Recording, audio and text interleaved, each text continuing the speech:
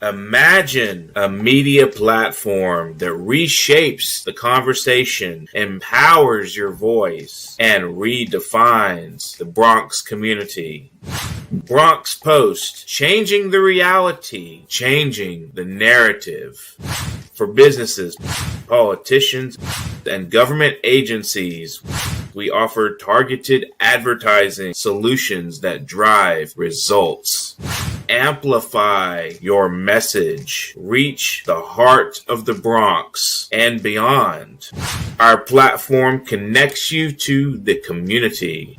Learn more. Email info@bronxpost.com or call 718-892-5555. Visit www.bronxpost.com for breaking news and updates.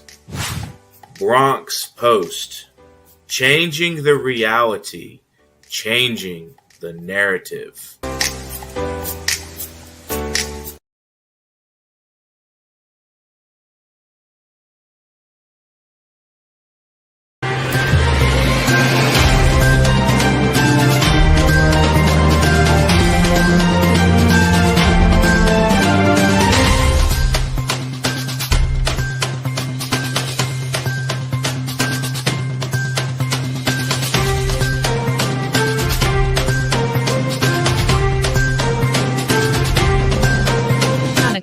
Keep watching The Politics every Friday, 12 p.m. Eastern Time on New York Parrot TV, the voice for humanity. Okay, welcome to Talking Politics. My name is Robert Press. I am a reporter, as you can see by my official New York City press card. I write for the Bronx Post and the Parkchester Times. Both, like this show, are part of Parrot Media Corporation. I also contribute to the Co-op City News. I have a blog at www.100%.blogspot.com and Facebook pages 100% and what is going on in your local community board. The views expressed on this show are that of the host, any guest, or anyone commenting at the bottom of the screen, and not necessarily that of Parrot Media Corporation. Let's get a quick weather report. Today, Friday, it's going to be nice, no more rain, with a high of 56. It'll get up one more degree on Saturday to 57, another one on Sunday to 58, and then another one on Monday to 59. Tuesday is election day with a nice sunny 57, so there's no reason not to come out and vote. Meanwhile, early voting polling sites are open today until 4 p.m. Saturday and Sunday, they are open 9 a.m. to 5 p.m. And on Tuesday, election day, your regular poll site will be open from 6 a.m. to 9 p.m. As of last night, October 30th, day 6, the unofficial total number of votes was 398,477 as of the close of polls. Now broken down by borough, Manhattan had 118,920 votes. The Bronx had only 32,655. Brooklyn had 126,055. Queens, 91,371. And Staten Island, which is 1/3 the size of the Bronx, had 29,476, which is only 3,000 less than the Bronx. So what's happening here in the Bronx that the people aren't coming out and voting? Probably because there are no real elections except for the mayor and one city council race, which I'll get into later. Let's get into Trump politics and his tour through across Asia. President Donald Trump received the king treatment. He was flown through Malaysia, Japan, and South Korea, some of the countries hit hardest by a sweeping tariff agenda. All largely bent the knee with multi-million-dollar investments to get on Trump's good side and stem the tariff fallout on their local economies. In South Korea, many of the opportunities for Trump were golden, often quite literally. Trump received a lavish golden crown from President Lee Jae-myung, who donned a golden tie. There were golden-laden desserts and a golden golf ball, all nodding not so subtly to Trump's declaration of a golden age. But rolling out the red carpet for Trump was the tone for South Korea to avoid more punishing tariffs.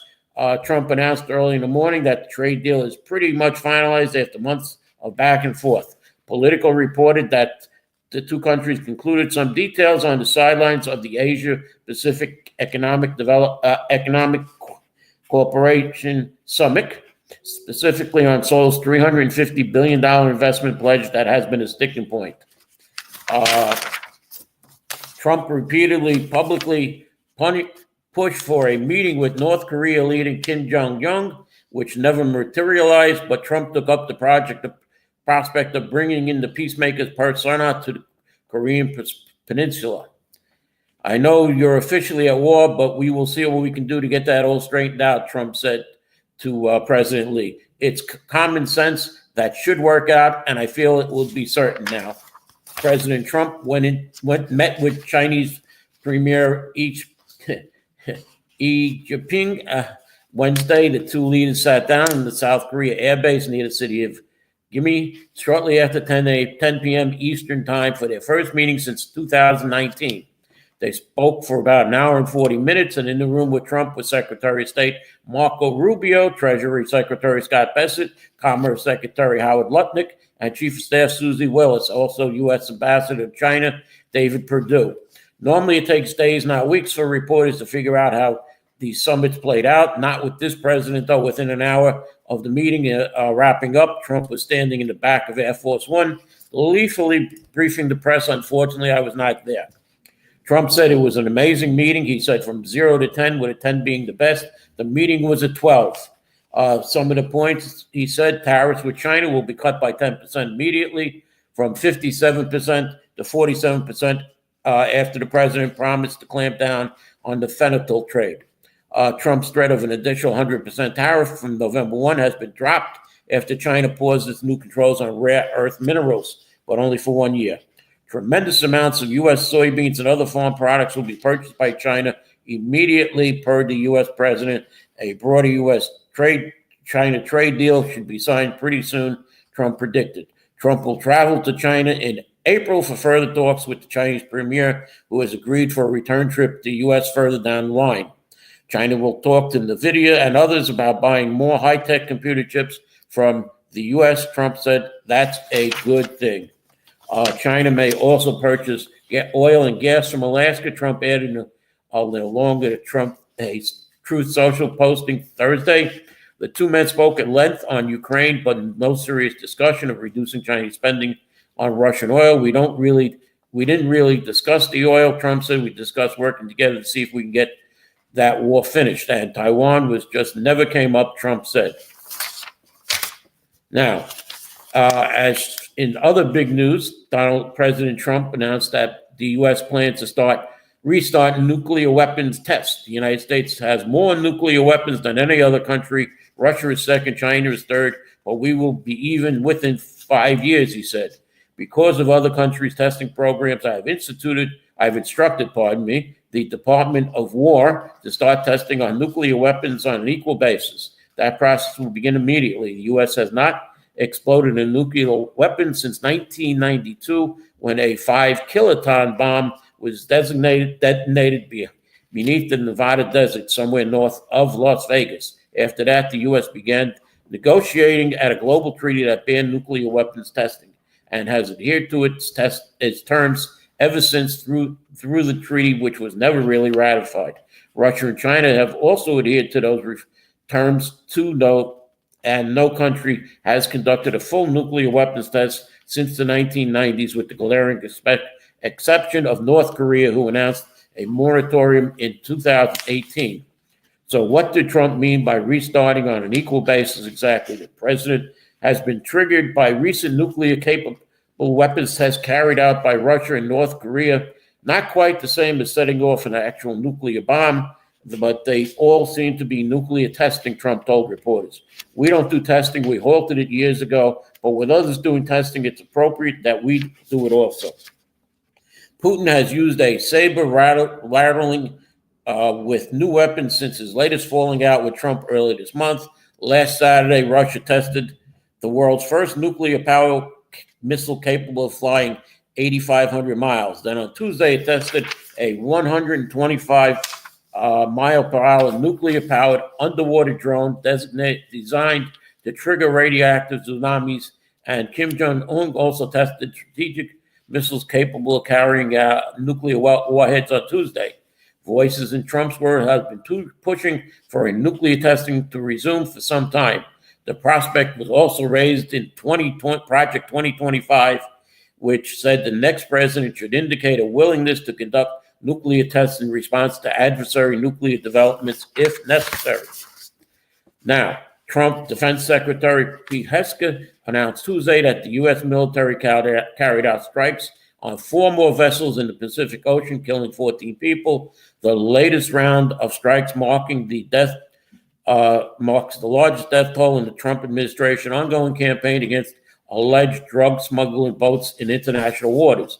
And another one was shot at and sunk on Thursday.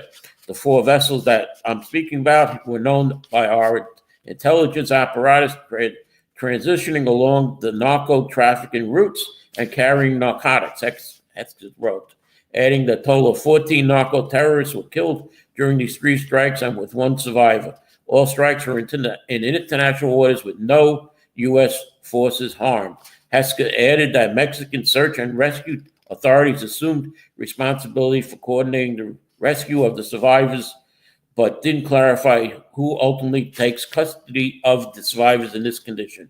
U.S. military officials involved in the operations have been asked to sign non-disclosure agreements, 3 U.S. officials say, a development that raises new questions about a military buildup that Venezuela fears may lead to an invasion.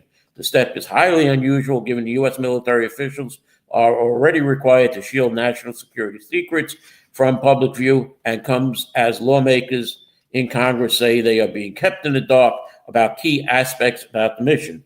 Trump's push to wipe out boats in the Caribbean allegedly carrying narcotics has gained a new regional ally in Trinidad and Tobago, whose prime minister threw support behind Trump and prompted Venezuela to revoke its energy deals with the small country. Let's get to the government shutdown, which is going to start hurting people tomorrow. The government shutdown gets uglier tomorrow as Congress is still deeply divided over a plan to fund federal agencies to pile up the deadlines on and around November 1st is set to put many U.S. households at risk of new hardships. Popular programs that provide nutrition assistance, early childhood education, and air service to rural communities are now among those about to run out of money. Thousands of federal employees will also miss their first full paycheck, so like TSA screening and air traffic controllers. Sorry, Yahay. That's Yahay Obeid, who is a air traffic controller. He lives in Little Yemen. They could further be stunted if those workers stop showing up. Things are about to get worse, Senate Majority John Thune warned in a floor speech last week. Food assistance that more than 40 million people rely on, the Supplemental Nutrition Assistance Program, or SNAP, will start to run out of money on Saturday, and the Trump administration won't tap emergency funds to keep those food benefits going, according to a memo obtained by Politico. At least 25 states are planning to cut benefits off which support low-income families. Members of the military will miss paychecks on Friday if Trump doesn't intervene, as he did earlier this month when he paid active service duty members by tapping about $65.45 billion meant for military research and development to pay the soldiers. But it could be hard to make the same move once again, as that pot of cash had about $10 billion left before the president pulled it from the last time. Many civilian employees across government agencies will also experience their fully missed paychecks. Now, here in New York, Governor Kathy Hochul announced the state will provide $30 million in additional emergency food aid to prevent hunger for millions of New Yorkers facing a cutoff of federal funding for food assistance to SNAP benefits. This weekend, as the government shutdown drags on with no end in sight, Governor Hochul said. Now, I will come back. Before I leave, Senate Minority Leader Chuck Schumer brushed off calls Tuesday from the biggest federal workers union for Congress to end the shutdown and pass a clean continuing resolution. So I'm going to stop here right now. When I come back, we'll get into the mayor's race. I'm going to a commercial, and a couple of other items. So let's go to a commercial right now, Mr. Producer.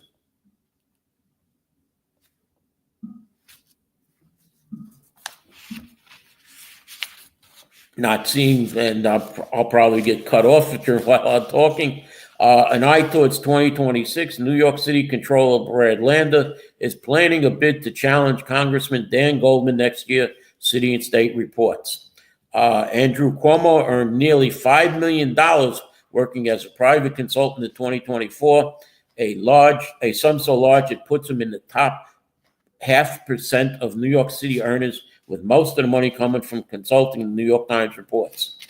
And the Anti-Tax Foundation has once again ranked New York as a state with the worst tax rates in the country. The state ranks 50th for individual tax rates and 47th for property tax rates.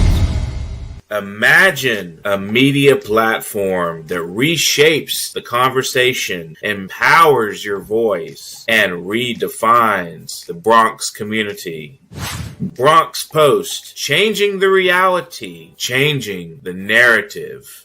For businesses, politicians, and government agencies, we offer targeted advertising solutions that drive results. Amplify your message. Reach the heart of the Bronx and beyond. Our platform connects you to the community. Learn more. Email info@bronxpost.com or call 718-892-5555. Visit www.bronxpost.com for breaking news and updates. Bronx Post, changing the reality, changing the narrative. Okay, welcome back. Thanks to my producer for not cutting me off in the middle of something and waiting for me to finish. The wild and New York City mayoral race already has a winner. It's President Donald Trump. Political reports that the president is ready to benefit no matter who leads City Hall next year. If Democratic Socialist Zohan Mandami prevails, Trump will have a hard left foil and a pretext to slash federal aid to the deep blue city. If Andrew Cuomo mounts a comeback, there's the potential Department of Justice probe after House Republicans accused the ex-governor of lying. And wait a minute, I'm getting a text here. We have from Boo, and here's the text. I don't know if you can see it or not. I'll read it.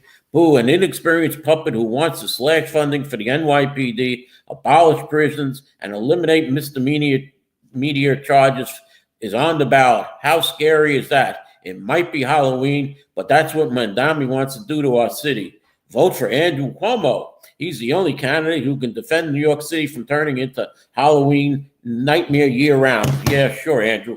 And let's go back to the COVID deaths. And how many women was it, Andrew? 13. But, okay, like I said, Trump is in a good position no matter what happens on November 4th, said Reverend Ruben Diaz, a former state and city lawmaker and ally of Trump, whose son was the former borough president, Ruben Diaz Jr. What a difference from father to son. Whoever wins has to deal with Trump, and none of them would be able to beat Trump. Any one of them will be a losing battle against Trump. He's an 800-pound gorilla. Now, everybody's forgetting about Curtis Sliwa. Curtis Sliwa, nobody really wants to win. He's predicted 35%, and he could win with 35%. Now, as far as the mayor's race goes, my prediction is that no one will get over 40%, and I believe it's going to be a Sliwa-Mandami tie somewhere.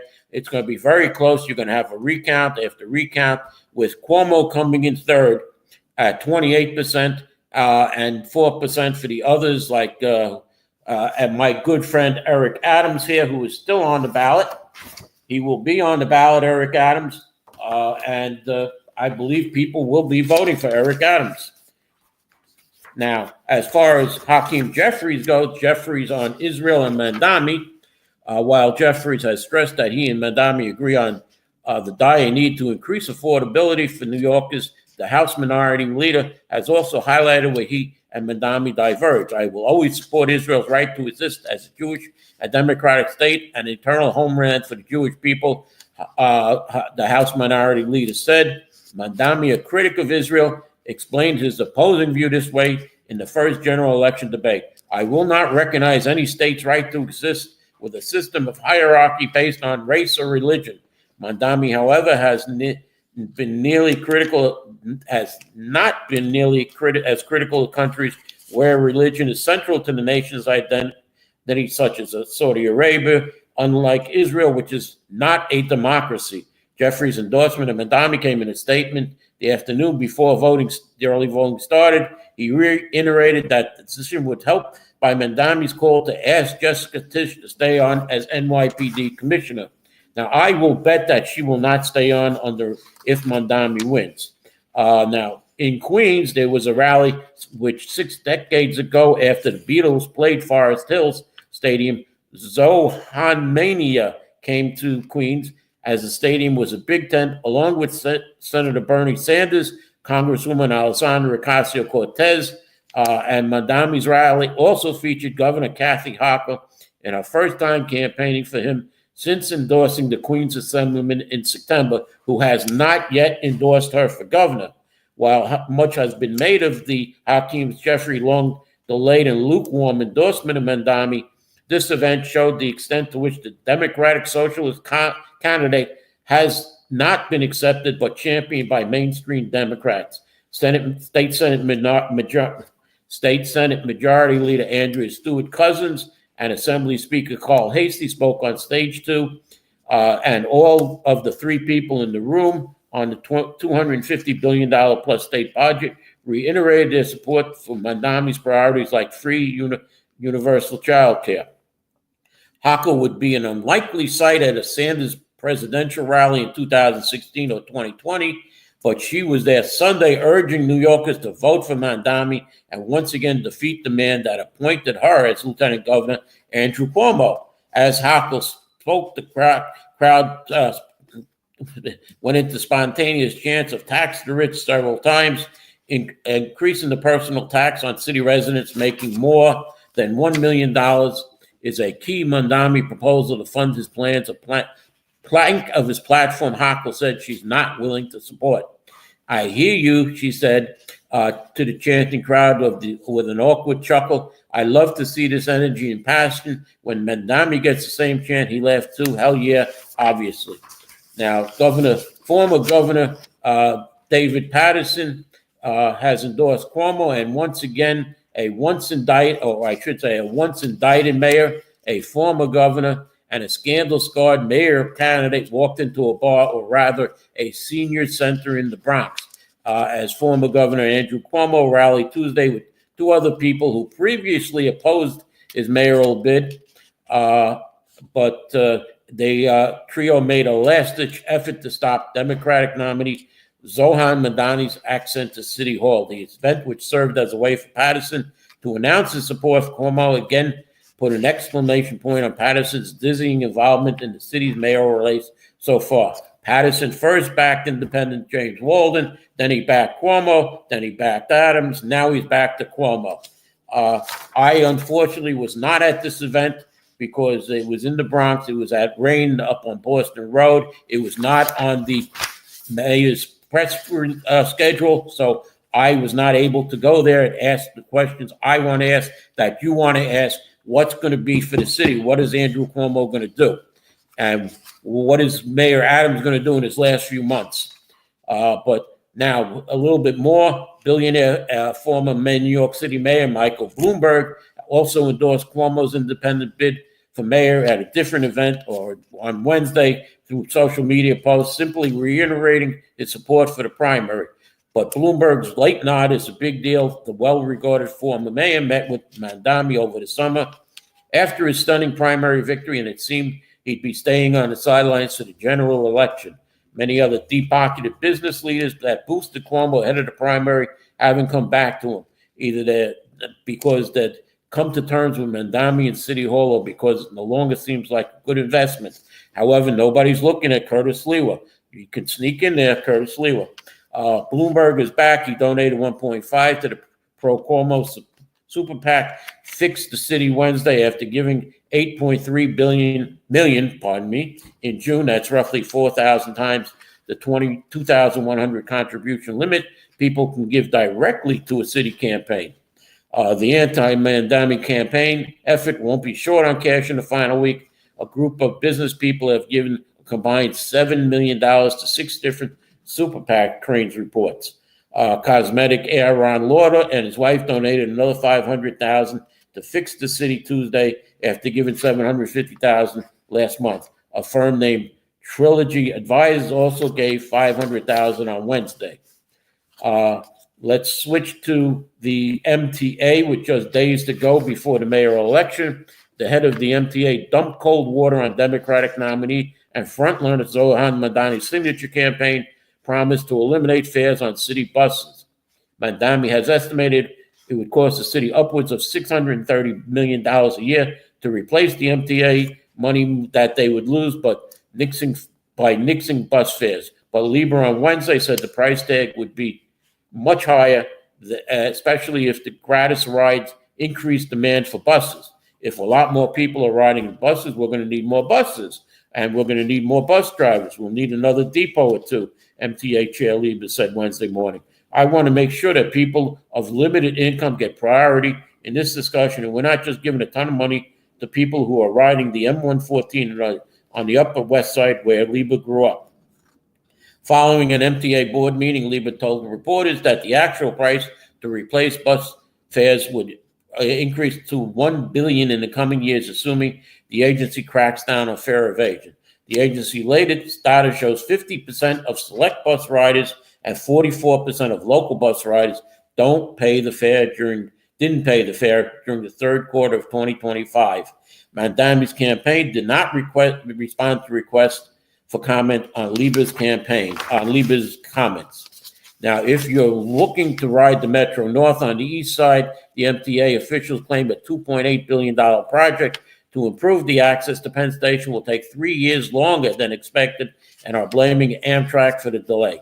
Amtrak says the MTA wasn't ready either, but conceded that in the early years of the project, staffing issues meant it couldn't close the tracks properly for construction. If it's true, we didn't have enough people at the time, but that didn't really matter because they couldn't really start the project. Amtrak President Roger Harris said in an interview with Politico at a meeting of the MTA board Monday. New York City Transit Agency Construction and Development Head Jamie Torres Springer, formerly of the Adams administration, said Amtrak often didn't provide access tracks to perform work, and when they did provide access, it didn't provide enough staff to support the work. Night after night, outages, which meant that Amtrak has disrupted its own service. Our contractors is sending out forces ready, and no one is there to allow them to work on the track or power, said Torres Springer. Harris said Amtrak provided a 6-month outage to help the MTA catch up.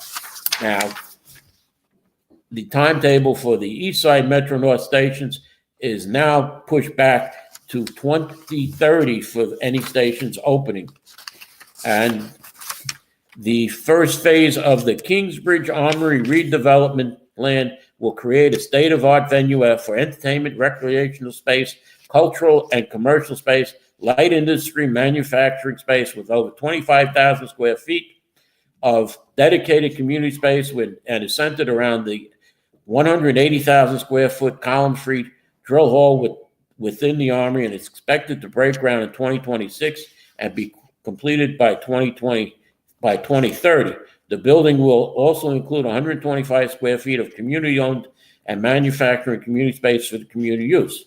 Phase 2 consists of redevelopment of the adjacent National Guard site, which will create 500 units of permanently affordable rental housing adjacent to the Armory, expected to be completed by 2032. The sweeping proposal is expected to add nearly $2.9 billion to the city's economy and create about 3,600 jobs, with an emphasis on hiring from the local community.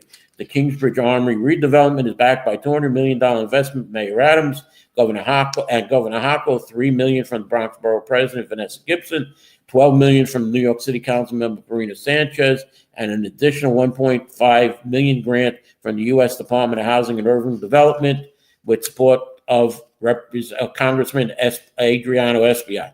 Construction will be executed under the project labor agreement, ensuring fair wages and benefits for construction workers. Kingsbridge Armory opened in 1917 and was used as a military base until 1994, before reverting to city ownership in 1996. The Armory was designated as a New York City landmark in 1974 and placed on the National Register for Historic Places in 1982. Now, here's an item. We have Shirley Aldebol, who is running for city council in the 13th council district. And here's a nice picture of a nice old woman. And what happens is you have an old woman, as I said, with people there in the background, and nice, sweet grandma running for office. But she's an old lady, so let's make her look younger and get rid of those people in the background. And she's also a former head of 32BJ, and it happens that the 32BJ staffers were looking to unionize. In an article from the chief dated August 23, 2024, a test of SEIU's Union for All slogan, staffers at local 32BJ of the Service Employees International Union are seeking to unionize with the News Guild, following in the footsteps of the staff's Union Hospital Care Local 1199. The largest property service union in the United States, Local 32BJ represents 180,000 members on the East Coast and around 250 organizers, data analysis, researchers, field representatives, policy analysis, and communication staff who want a union contract of their own. All workers deserve a union, said Atner Nadar, a policy analyst at 32BJ. The SEIU slogan is unions for all, and that should apply to union staff as well. Right, Shirley Aldebol? You were an executive there. The staffers have been organizing for more than 2 years and publicly announced their campaign after 2 staffers involved with organizing the union were fired earlier this month. That's back in August of 2024. You were there, Shirley, at the union. As a matter of fact, you're still listed as the chair of the Great American Dream Fund, which gives out money, and I'll get into that later if I have time. Campaign workers said that 32BJ management found out about the organizing several months ago and have been holding one-on-one anti-union sidebars with staffers ever since. There's an interesting amount of anti-union rhetoric coming from our union, said another staffer heavily involved in the union push, who asked to remain anonymous to guard against retaliation. We're just asking to be treated in the way that 32BJ feels allegedly every worker should be treated, and that's with a contract. Esther Enos, a field representative for New Jersey food cafeteria workers, said some of her co-workers have been stopped in recent weeks by supervisors seeking information about the possible union. Other staffers said they weren't shocked at 32BJ's anti-union posture, given the challenges that local 1199 workers faced when they organized. In that instance, 1199 staffers said they received anonymous phone calls telling them to vote no on union management, passed out anti-News Guild flyers in the workplace, that a staffer organizing the committee was fired. We're hoping for the best, but preparing for worse, said Jeff Barris, a digital organizer with 32BJ. Barris said he wants a union because staffers work long hours and don't have clearly outlined responsibilities and can be fired without just cause. Is that right, Shirley? By the way, where is Shirley? Where's Shirley? Staff needs protection to do their jobs effectively, he said. I hope management recognizes and gives us what we need to do that comes in the form of an agreement between the union and management. Staffers feel they don't have an avenue within the workplace to raise concerns about inappropriate conduct by supervisors. Shirley, what did you do? Because of a lack of job security, and they said 32BJ is undemocratic, top-down union. Workers want representation that's responsive to our needs in a way that human resources isn't, Nader said. She argued that a staff union would lead to less staff turnover and to improve service delivery for that reason. I came into the labor movement because I believe in the values of workplace, democracy, and accountability, Nader said. It was surprising to realize that doesn't apply in my own workplace, that and there wasn't a contract or a system of representation to ensure me and my coworkers the same voice in our workplace that we fight for every day.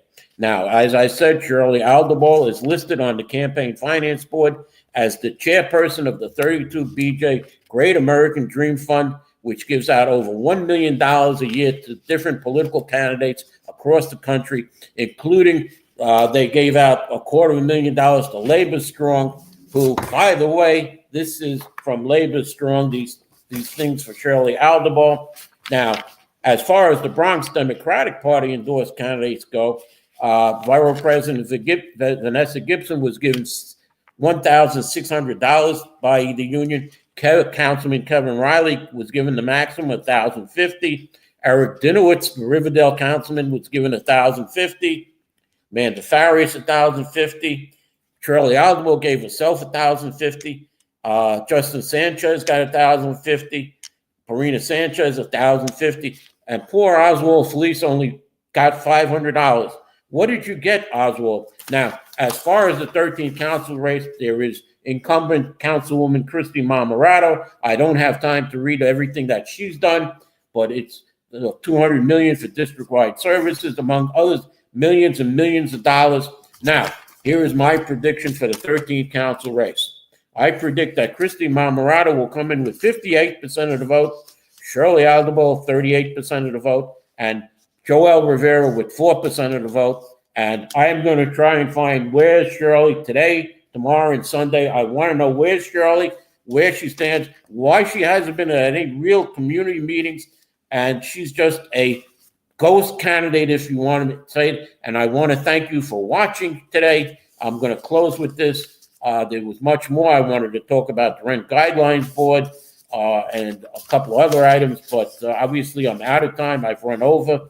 So I want to thank you for watching. If you're thinking of voting for Shirley Aldebol, don't worry about it. She's going to lose, so don't waste your time. Vote for Christy Marmorato. Also vote for Curtis Lewa for mayor, because it appears that Mandami and Cuomo are like bullies in the schoolyard. So if you want a real mayor, it's Curtis Lewa. And thank you for watching. I'll see you next week here on Talking Politics.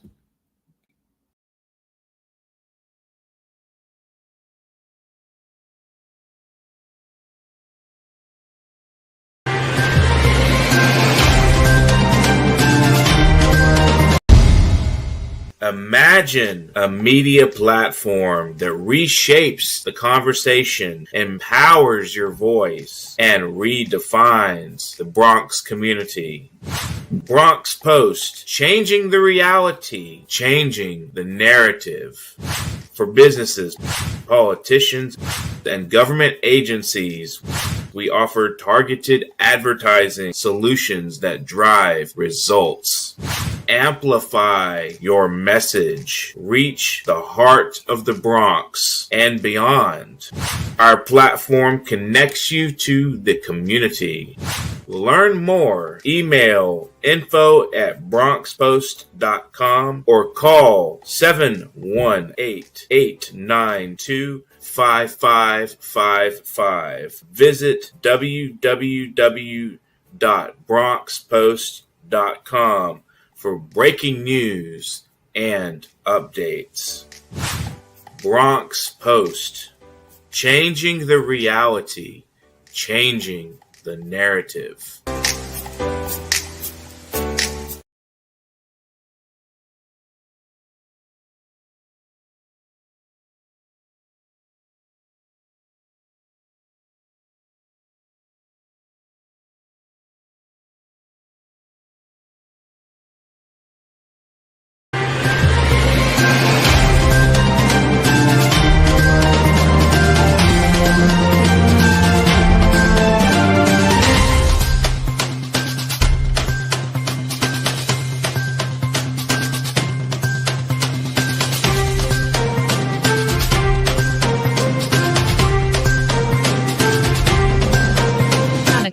Keep watching The Politics every Friday, 12 p.m. Eastern Time on New York Parrot TV, the voice for humanity.